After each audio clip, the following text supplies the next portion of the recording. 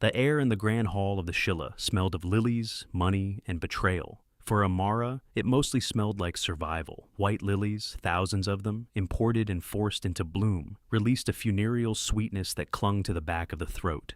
The scent of wealth was sharper, a sterile metallic note from the polished silver. The subtle perfume of bespoke wool suits and the crisp, clean fragrance of newly printed currency changing hands in the world far above this gilded ballroom.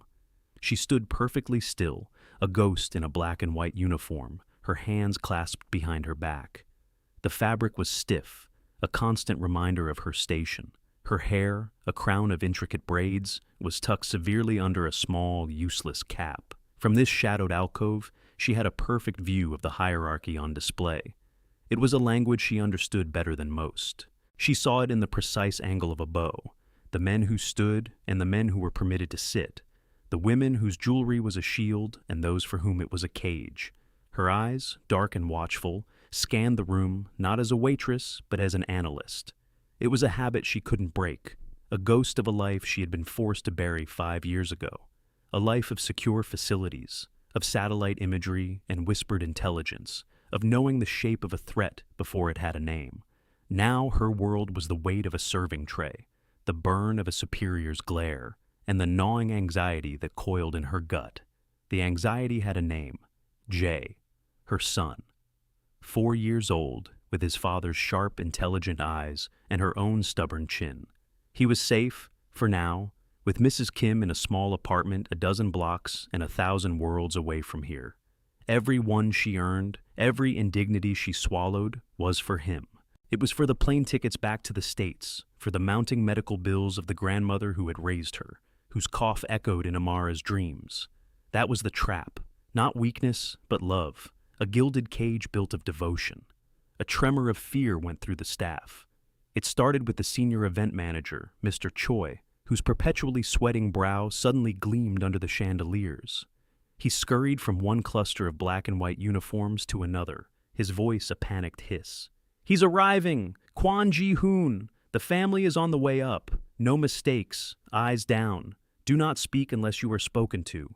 Do you understand? One mistake and you're not just fired, you're finished in this city." The name fell into the room like a stone into a silent pool. Kwon Ji-hoon, heir to the Golden Dragon Syndicate, a corporate empire built on a foundation of shadows and steel. The groom. Amara felt a familiar, cold dread mixed with a pain so sharp it was almost physical. She had trained herself not to think of him, to file his memory away in a locked vault in her mind. But seeing his name on the event docket had been a punch to the gut. Now, his presence was imminent. She flattened herself further into the shadows, making herself smaller, less visible. A survival instinct. Just another anonymous face. That's all she needed to be. Her stillness was a practiced art. While other servers fidgeted, she was a statue. But inside, her mind was racing, cataloging exits, security placements, the nervous ticks of the groom's men already positioned around the room. In a flash of memory, she saw a different man, younger, with a rare smile that reached his eyes, on a rainy night in a small noodle shop in Busan, a life ago, before she had learned the true cost of his world, and had been forced to run to protect the secret growing inside her. The great oak doors at the far end of the hall swung open. A hush fell, so absolute it felt orchestrated. He didn't walk in. He moved like a predator entering a territory he already owned. Kwon Ji-hoon was flanked by 2 men, silent and broad-shouldered, their dark suits impeccable, their stillness a threat. The room reacted to him, a subtle shift in posture from every guest. Men straightened their ties. Women's smiles became a little more fixed. He was exactly as she remembered, and yet terrifyingly more so. The years had sharpened the angles of his face, carving away any remaining softness. His body was lean, disciplined, moving with an economy that spoke of controlled power. His suit was a dark charcoal, tailored so perfectly it seemed a part of him. On his wrist was a Patek Philippe, a watch whose price could have paid for her grandmother's treatment for a year, with enough left over to disappear with Jay and never look back. His black hair was styled immaculately. He swept the room with a gaze that saw everything and acknowledged nothing. His eyes, the last and most dangerous thing about him, were cold, calculating chips of obsidian. They passed over her alcove without a flicker of recognition. She was invisible, a part of the furniture. Amara released a breath she hadn't realized she was holding, the air leaving her lungs in a silent, shaky stream. Thank God.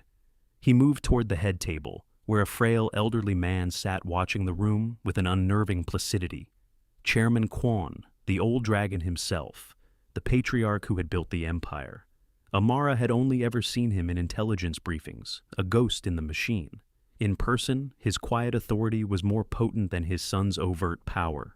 As Ji-hoon passed, a junior server, a boy no older than 17, stumbled, jostling a tray of champagne flutes. A single drop of champagne arced through the air, landing on the sleeve of Ji-hoon's suit. The world stopped. The boy froze, his face draining of all color. Mr. Choi looked as if he might faint. Ji-hoon didn't even look at the boy. He paused, his gaze fixed on the single tiny drop on his cuff. He slowly, deliberately, reached for a napkin from a nearby table. He blotted the spot with a chilling precision, then dropped the napkin. He never once made eye contact with the terrified teenager. He simply continued on his way to the head table. The dismissal was more brutal than any rebuke. The boy was beneath his notice, beneath contempt. The message was clear. Here, a mistake was not just a mistake, it was a stain, and stains were erased. Amara watched the boy being led away by a stone-faced Mr. Choi, his career over before it had begun. She pressed her lips together, the taste of bitter sympathy in her mouth. This was the world she had escaped. This was the world she had to survive, just for one more night. Then, the bride arrived. If Ji-hoon's entrance had been a quiet display of power, Han Soo-jin's was a theatrical performance. She was beautiful in the way a perfect poisonous flower is beautiful. Her dress was a mountain of white silk and lace, trailing a small army of assistants. Her diamonds glittered with cold fire. She moved not to join Ji-hoon, but to claim the center of the room, to make herself the sun around which all others must orbit. Her eyes, unlike Ji-hoon's, were not cold. They were hot and restless, constantly searching for something to consume. They swept the room, assessing, judging, dismissing. And then they landed on Amara. For a moment, Amara thought she had been recognized. Panic, cold and sharp, pierced through her practiced composure. But the look in Soo-jin's eyes wasn't recognition. It was something worse. It was discovery, like a bored cat finding a mouse to play with. Soo-jin's perfectly painted lips curved into a small, cruel smile. She changed her trajectory, gliding toward Amara's alcove, a shark turning toward a fleck of blood in the water. Mr. Choi materialized at Amara's side. "The bride is coming. Head down. Perfect posture," he whispered, his voice trembling. Amara locked her muscles, forcing her expression into a mask of placid neutrality. She focused on a point on the far wall, making herself an object, a piece of the hotel's decor. It was a technique she had learned long ago. To endure, you become nothing. Soo-jin stopped directly in front of her. The air grew thick with her expensive cloying perfume. For a full 10 seconds, she said nothing. 10 seconds where Amara could feel the weight of hundreds of pairs of eyes turning toward her. 10 seconds where the silence stretched, thin and tight, ready to snap. "You," Soo-jin's voice carried, sharp and clear. She was speaking in English, for performance. "The help. You are staring." Amara kept her eyes fixed on the wall. "My apologies, madam." Her voice was deferential, quiet, the voice of a servant. "Look at me when I speak to you." The command was steel wrapped in silk. Slowly, Amara lifted her gaze, meeting the bride's. She kept her own expression blank, a canvas onto which Soo-jin could project whatever she wished. Soo-jin held a glass of red wine. She swirled it, her eyes never leaving Amara's. "There is something off about you. Your face, it's distracting." She took a small, deliberate step closer. "We can't have distractions at my wedding." And then, with a flick of her wrist that looked almost accidental, she let the wine glass tilt. Dark red liquid cascaded down the front of Amara's crisp white shirt, a violent slash of crimson against the stark fabric. It was cold, then instantly, shamefully warm against her skin. Gasps rippled through the nearby guests. Soo-jin feigned a theatrical shock. "Oh my goodness, I am so clumsy." She turned to her friends. a perfectly orchestrated performance of dismay. Then she turned back to Amara, her voice dropping to a conspiratorial whisper, switching to Korean. The shift was designed to exclude, to wound. "Look at this mess," she murmured, her tone dripping with contempt. "Like a dirty stain on a clean floor. What is something like you even doing here? You people should stick to cleaning toilets, not serving at a wedding like this." She used a racial slur, a word so ugly and sharp it was meant to flay the skin from bone. She assumed, with the casual arrogance of the powerful, that the black waitress wouldn't understand a word. Amara stood perfectly still.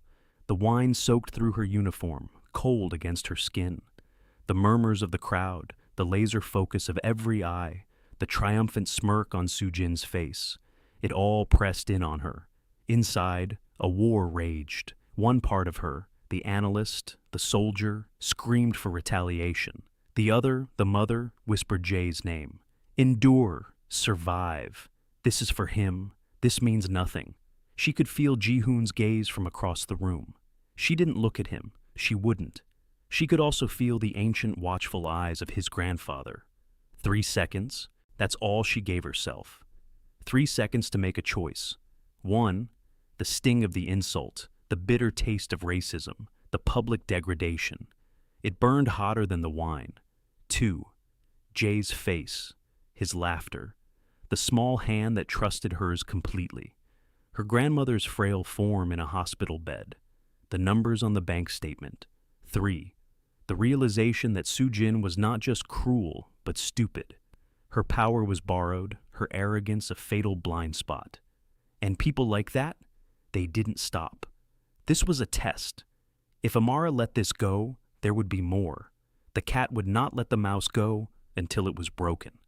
Her decision settled, cold and hard as stone in her gut. Survival was no longer about being invisible. It was about changing the rules of the game. She looked at Sujin. The mask of deference was still in place, but a subtle shift occurred. Her spine straightened by a fraction of an inch. Her chin lifted. It was a change so minute only someone trained to see it would notice. From across the room, Chairman Kwan's eyes narrowed slightly. He saw it. Amara inclined her head. "Yes, madam," she said in her quiet, deferential English. "A terrible mess." Sujin, pleased with her victory, waved a dismissive hand.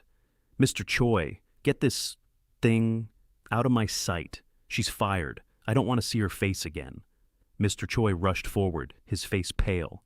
"Yes, of course, Madam Han. Immediately." He grabbed Amara's arm, his fingers digging into her bicep. "Come with me, now." He pulled her from the room, through a service corridor that smelled of bleach and boiled cabbage. He didn't let go until they were in the sterile, fluorescent-lit staff locker room. "Are you insane?" he hissed, his face contorted with fear and anger. "You just cost me everything. You have to leave, now. Don't even change. Get your things and get out of this hotel." Amara said nothing. She looked at the crimson stain spreading across her chest. A declaration of war. She nodded slowly. "Yes, sir." She walked to her locker, her movements calm and deliberate. She could feel the adrenaline beginning to sing in her veins, a feeling she hadn't felt in years. It felt like coming home. She took out her worn purse, her keys, and a small folded bundle of cloth. She didn't change out of the stained uniform. She wanted them to see it. She walked out of the staff exit, into the cool Seoul evening. She didn't go home. She walked the 12 blocks to Mrs. Kim's apartment. Jay ran to her the moment the door opened, his small arms wrapping around her legs. "Iyama." She knelt, burying her face in his hair, inhaling the clean, sweet scent of him. He was the only thing that was real, the only thing that mattered. "Jay, ya," she whispered, her voice thick. "Are you ready to go meet your father?" She took his small hand. Mrs. Kim looked at her, her eyes wide with worry, but she simply bowed her head. She had been Amara's foster mother's oldest friend. She knew when not to ask questions. Amara walked back to the hotel. She didn't use the staff entrance. She walked through the grand lobby, past the stunned doormen and the disapproving concierge. She walked with a purpose she had not allowed herself in 5 years. Her son's hand was a warm, anchoring weight in hers. She reached the doors to the grand hall. The string quartet was playing something light and classical. She pushed the doors open. The music faltered, then died. One by one, heads turned. A wave of silence rolled through the opulent room. They saw a black woman in a stained waitress uniform, holding the hand of a small, beautiful boy with Kwon Ji-hoon's eyes. Amara's gaze swept past the shocked faces of the guests, past the fury contorting Soo-jin's perfect features. She looked directly at the head table, at the man she had once loved and the old man who held the fate of an empire in his hands. Kwon Ji-hoon froze. The wineglass in his hand stopped halfway to his lips. Every ounce of his infamous control, his icy composure, shattered. The blood drained from his face, leaving behind a mask of pure, unadulterated shock. He looked from Amara to the boy and back again. The resemblance was undeniable, a perfect miniature copy. His son. Amara let the silence hang for a moment longer, a weapon in itself. Then she spoke. Her voice was no longer the deferential whisper of a servant. It was clear, calm, and carried the weight of command. And she did not speak English. She spoke in a flawless, Busan-inflected Korean, the rough, salt-of-the-earth dialect of the city where they had met, a language of dock workers and fishermen, and the old-school gangsters who founded his family's empire. It was a shibboleth, a key. She addressed the old man first, a calculated show of respect for the true source of power. Chairman Nim, I apologize for the interruption to this celebration. There are matters of family that could not wait. Chairman Kwon's placid expression did not change, but his eyes, sharp and ancient, glittered with something that looked like approval. He gave a slow, deliberate nod. Soo-jin finally found her voice, screeching in the standard Seoul dialect, her carefully constructed elegance dissolving into raw fury. What is the meaning of this? Who is this woman? Security! Remove her! And that child. Amara turned her gaze to the bride. Her voice dropped, becoming as cold as steel. She switched her Korean again, this time to the clipped, precise jargon of the criminal underworld, the language Ji-hoon would use with his inner circle. Be quiet, Han Soo-jin-si. The adults are talking. The insult was devastating in its simplicity, dismissing her as a child throwing a tantrum. The use of her family's criminal slang was a shot across the bow, a signal that Amara knew exactly who and what they were. Then, finally, she looked at Ji-hoon. He was still frozen, his mind clearly struggling to process the impossible reality in front of him. Ji-hoon-si, she said, her voice softening just a fraction, a ghost of the past bleeding through. This is Kwon Jae-hyun. He is your son, and your fiancé's family is planning to gut your entire organization before the ink on the wedding certificate is dry. We need to talk. The silence that followed was absolute. It was the silence of a dynasty cracking, of a carefully planned future shattering into a million pieces. Ji-hoon slowly, mechanically, placed his glass on the table. He rose to his feet, his eyes locked on the small boy who was staring back at him with a fearless curiosity. The study, he said, his voice a raw rasp. He gestured to his two lieutenants. Secure the room. No one enters or leaves. He looked at his grandfather. The old chairman nodded once, rising with a surprising agility. As they walked past Soo-jin, her face a mask of disbelief and rage, Amara paused. She looked down at the red stain on her uniform, then back up at the furious bride. Just a waitress, Amara said, her voice a deadly quiet whisper in English. With good ears. The study was a sanctuary of dark wood, leather, and the smell of old books and premium scotch. It was a room built for secrets. Ji-hoon's men secured the door, their presence a silent, looming threat in the hallway. Inside, it was just Amara, Jae, Ji-hoon, and the old chairman. Jae, overwhelmed by the tension, had buried his face in Amara's leg. She gently stroked his hair, her touch the only soft thing in the room. Ji-hoon stood by the massive mahogany desk, his back to them, staring out the window at the glittering Seoul skyline. He was wrestling with a tidal wave of shock, betrayal, and a terrifying, unfamiliar emotion that might have been hope. It was the chairman who spoke first, his voice surprisingly strong, still using the formal Korean he had used in the hall. You are the daughter of Michael Jefferson, the American they called the Gray Ghost. It was not a question. Amara met the old man's gaze. He was my foster father. He raised me after my parents died.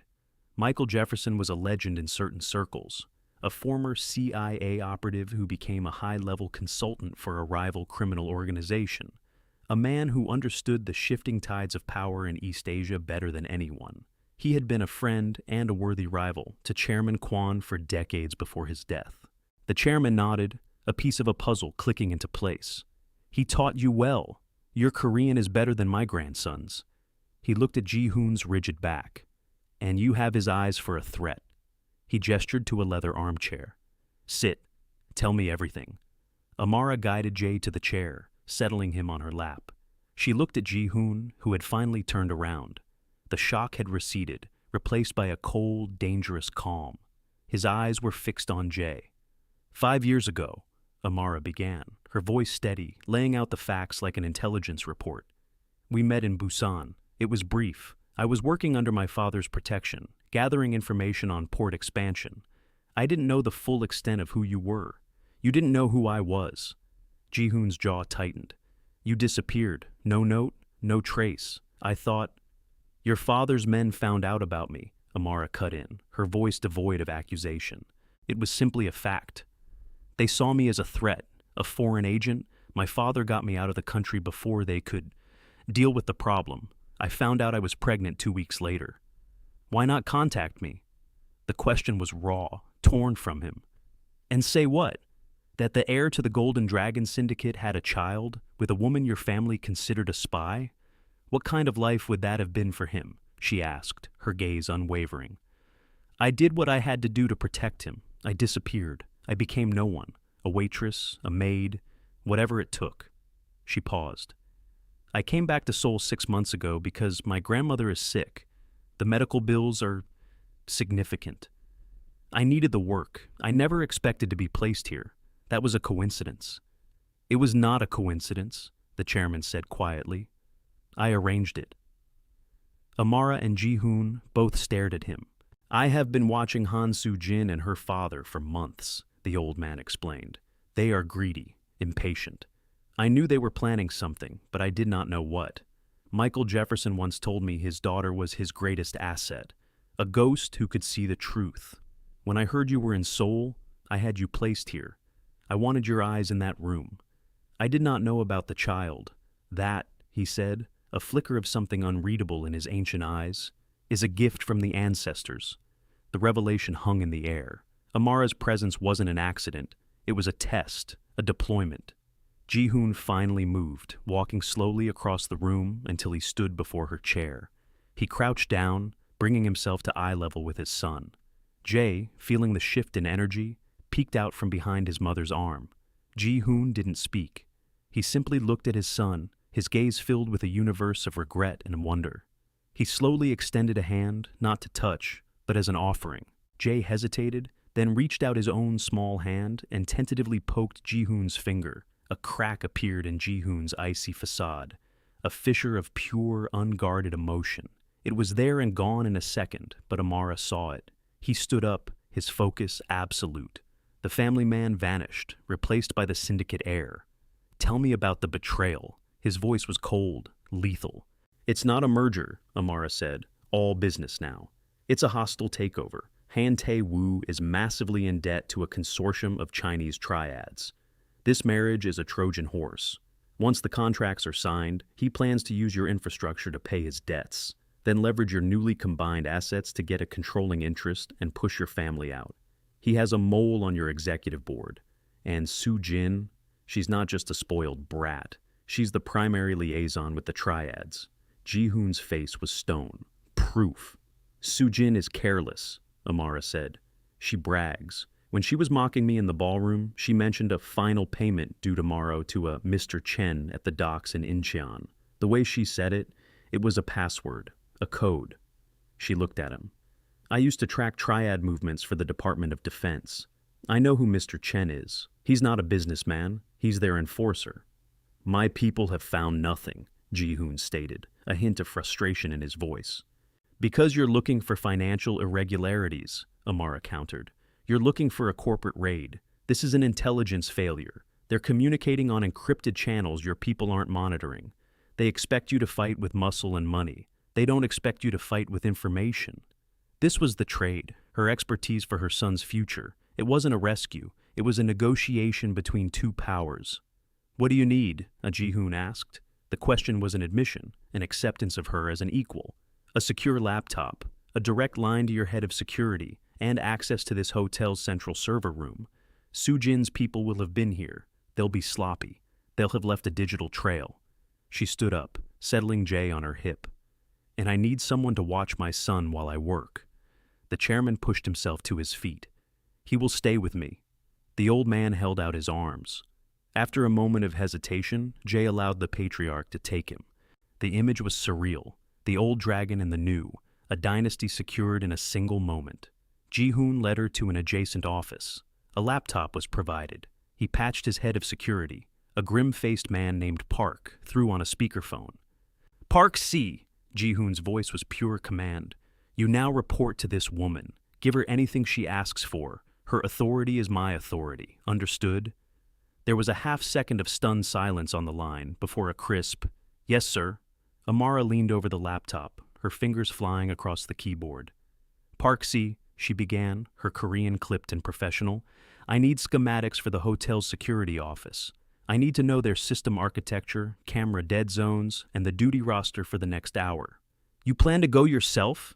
Ji-hoon's voice was sharp. "I can send a team."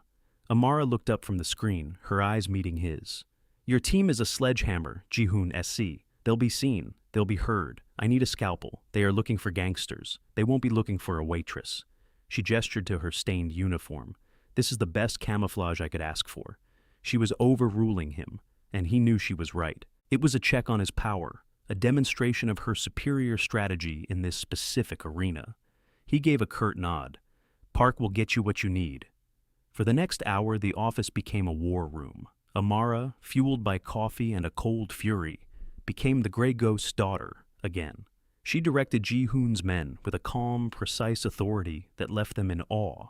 She found the digital breadcrumbs Soo-jin's people had left, tracing their encrypted communications back to a server in Macau.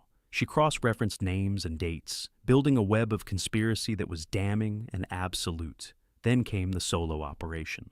"They wiped the security logs for the past 6 hours," she announced, pointing to a section of code on her screen. "The local files, but they wouldn't have had time to wipe the deep archive in the server room. I need that footage." Armed with the schematics from Park, she left the suite. She moved through the service corridors of the hotel, a ghost in the machine. She knew the rhythms of a place like this, the shift changes, the smoke breaks, the blind spots. She found the security office. The guard was a new hire, one of Han Tai-woo's men, placed there for the wedding. He was watching a football game on his phone. She didn't use force. She used her mind. She waited until a real hotel employee came down the hall, then timed her move perfectly. She accidentally tripped, sending a stack of linen she'd grabbed tumbling to the floor, creating a diversion that drew both men's attention for the 5 seconds she needed. In that window, her hand snaked out, her fingers pressing a precise sequence on the digital keypad she had memorized from the schematics. The lock clicked open. She slipped inside the server room, the door closing silently behind her. The room was cold, filled with the hum of machines. It was familiar territory. She found the central archive, bypassed the flimsy secondary password, and plugged in a small drive from her pocket. The data transfer began. It was footage from the lobby, showing Soo-jin meeting with 2 men Amara recognized as triad lieutenants just that morning. The smoking gun. As the file transfer reached 98%, she heard voices outside the door. Han's men. They were coming back. Her heart hammered against her ribs. She was unarmed, trapped. The transfer completed. She ripped the drive out, tucking it into her bra. No time for the door. Her eyes darted around the room, landing on a ventilation grate near the ceiling. It was her only way out. Using a server rack as a ladder, she pried the grate open with her bare hands, the metal groaning in protest. She hauled herself up and into the dark, dusty shaft, just as the door to the server room opened. She held her breath, listening to the confused, angry voices below. She crawled through the darkness, following the air current, until she found another grate that opened into a deserted storage closet. She dropped to the floor, covered in dust, but with the evidence secure. When she returned to the suite, Ji-hoon was pacing like a caged tiger. He stopped when he saw her, his eyes raking over her disheveled state. "I have it," she said, pulling the drive out. "Everything. The meeting in the lobby, the transaction records I pulled from their servers, the mole's name. He took the drive, his fingers brushing hers. The contact was electric, a jolt of shared risk and victory. For a second, his cold facade slipped again, and his eyes were filled with a fierce, protective light. "They tried to stop you," he stated, noticing a long scratch on her arm. "They failed," she replied.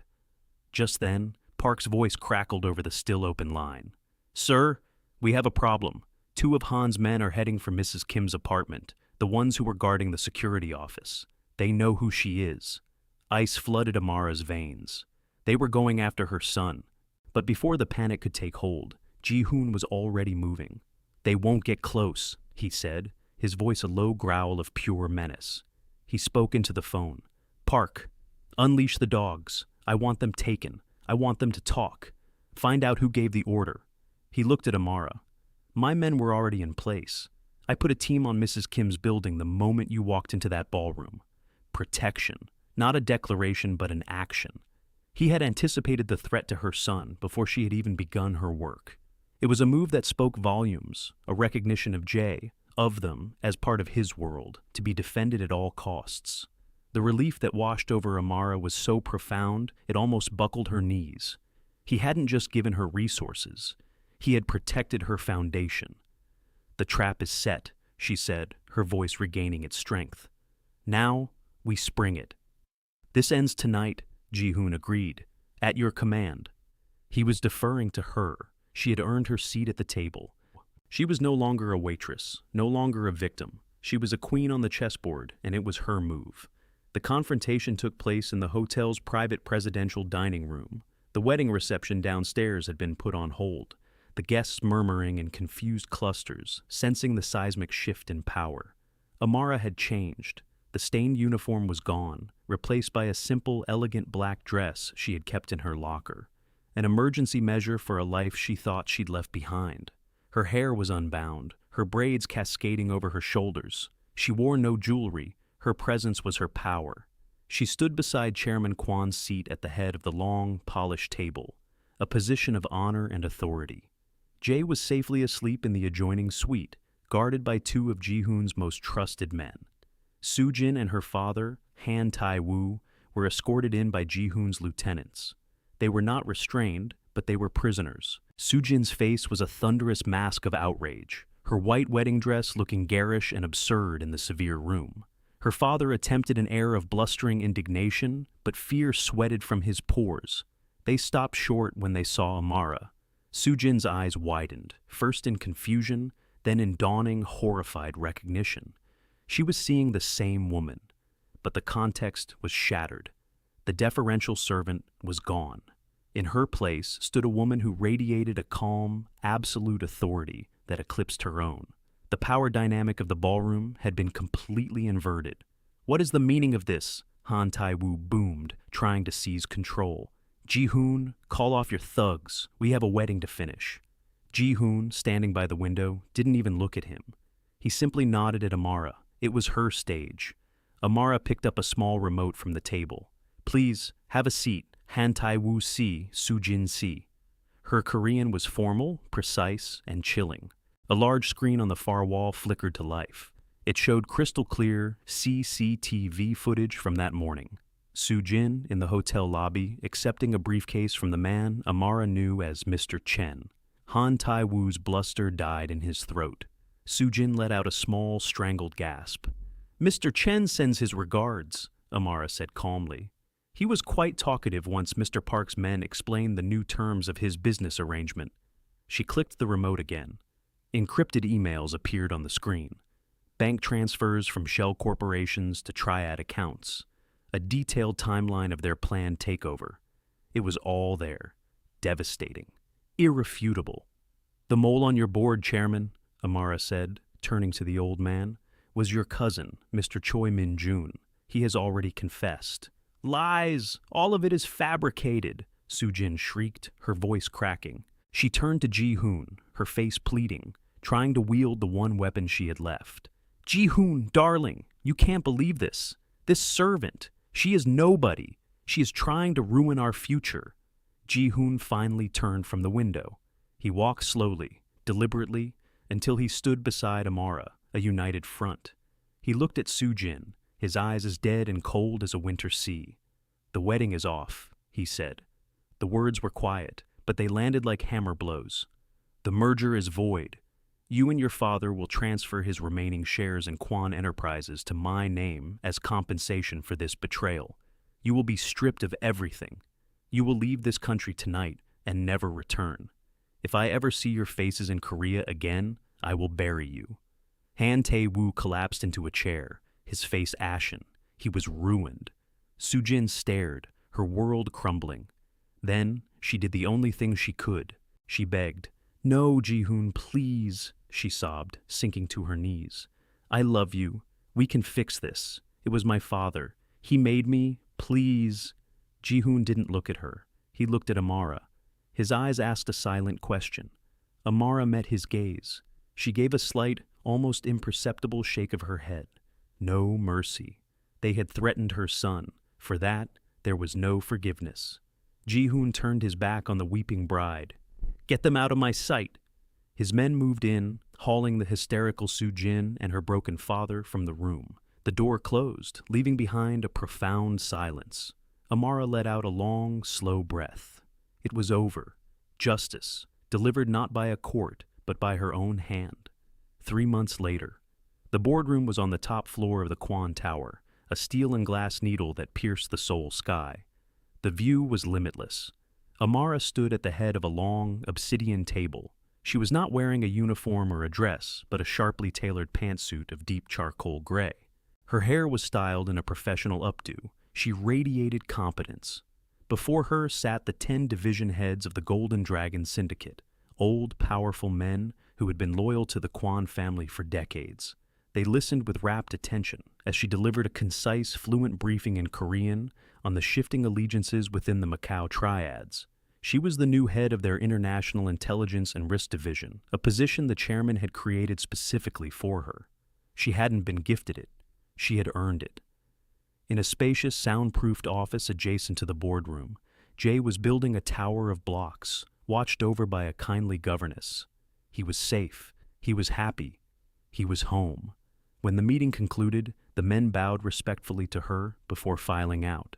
Amara walked to the floor-to-ceiling window, looking out over the city that was now hers. She heard footsteps and knew, without turning, that it was Ji-hoon. He came to stand beside her, their shoulders almost touching. They stood in a comfortable silence for a long moment, watching the city lights begin to glitter in the twilight.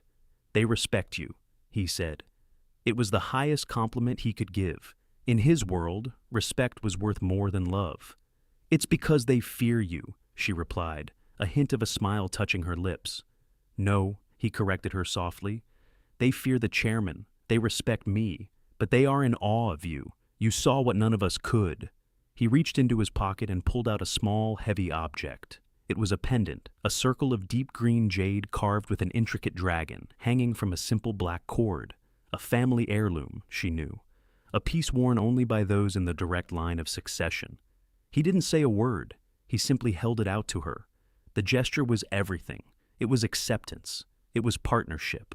It was a promise of protection and a recognition of her place, not as his wife, but as his equal, the other pillar of his empire, the mother of his son. She took it, her fingers closing around the cool, smooth stone. It felt like an anchor. "My son," he said, his voice quiet, "is lucky to have you as his mother." Amara looked from the pendant in her hand to the city spread before her. She had walked into this world as an invisible servant, a victim marked for humiliation. She had endured for the sake of her child. But when the line was crossed, she had not waited to be rescued. She had chosen to fight, to reveal, to lead. She had seized her own power, dismantled her enemies, and built a future for her son on the ashes of their betrayal. She had earned her place, not by marriage, not by gift, but by the strength of her will and the sharpness of her mind. She belonged. What would you have done? If you enjoyed this story of justice and empowerment, please like and subscribe for more.